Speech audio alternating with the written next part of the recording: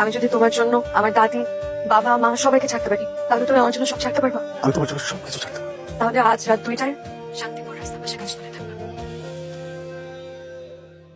তোমার জন্য আমার আপনজন ছেড়ে আসছে, আমাকে কোনোদিন ঠকাবে না তো? তোমাকে ভালোবেসে আপন করে নিয়েছি, ঠকানোর জন্য না। দোস্ত, এটা নেই, আপাতত এখানে থাক, বিয়ের পর একটা বসে চিন্তা করিস না।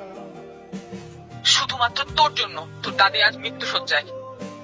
তোর দাদি হাসপাতালে খাওয়া দাওয়া বন্ধ করে দিচ্ছে। তোর দাদির যদি কিছু হয় আমরা কিন্তু তোরে মাফ করতে পারবো না। তুই চলে আয় মা, তুই চলে আয়। তো তুমি আমার ভাগ্যে লেখা ছিলে না, এ কারণে তো বারবার ভাগ্য আমাদেরকে আলাদা করতে চাইছে। তুমি পারলে আমাকে মাফ করে দিও, আর যদি পসিবল হয় তুমি ওকে ভুলে যেও। দাঁড়াও, কেন আসছো এখানে? তুমি এই মুহূর্তে আমার চোখের সামনে থেকে বিদায় হও। তোমার মতো ফালতু মেয়ের চেহারা আমি আর দেখতেছি না। বাবা প্লিজ একবার তাদের সাথে একটু দেখা। এই, বাংলা কথা বলছো না তুমি? তুমি যাও আমার সামনে থেকে। বাবা প্লিজ, মা একটু বুঝাও না। বাবা বাবা বাবা প্লিজ, বাবা বাবা বলে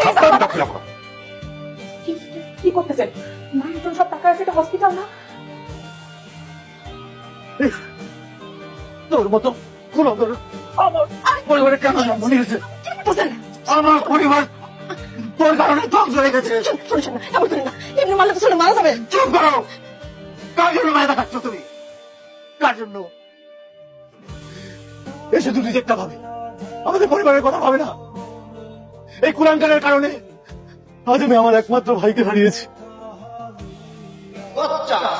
আমি তো বিয়ে সাথে কিছু করি নাই, আমি তো তোর মধ্যে আমার বাচ্চারই দেখি নাই না, চুলার মতো করে মানুষ করতে পারে।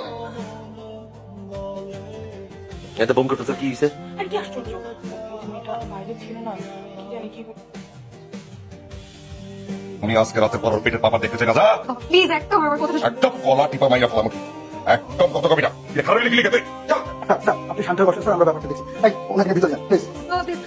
ভুল আছে বাবা, বাবা প্লিজ, বাবা বাবা আমি যাব না, বাবা প্লিজ। সিজার পোলারে খুঁজে বাইর কর। স্যার এই পৃথিবীতে পয়সা থাকার কোনো অধিকার নেই। তো স্যার আমার একটা সাজেশন ছিল স্যার। হ্যাঁ, এই অপারেশনটার জন্য স্যার প্রপার ইকুইপমেন্ট আমাদের হাসপাতালে নেই স্যার। তাই আমার সাজেশন স্যার, যদি ম্যাডামকে একটা বড় হাসপাতালে নিয়ে যেতেন। না না না, কোনোভাবেই এই ঘটনায় হাসপাতালের বাইরে বাইরে চলে যাবো না। ঠিক আছে, তোর একটু সাবধানে থাকিস। গুরুত্ব দিলেন না স্যার, শুধুমাত্র আপনার বয়স কারণে আপনার মেয়ে আজকে মরতে পারছে।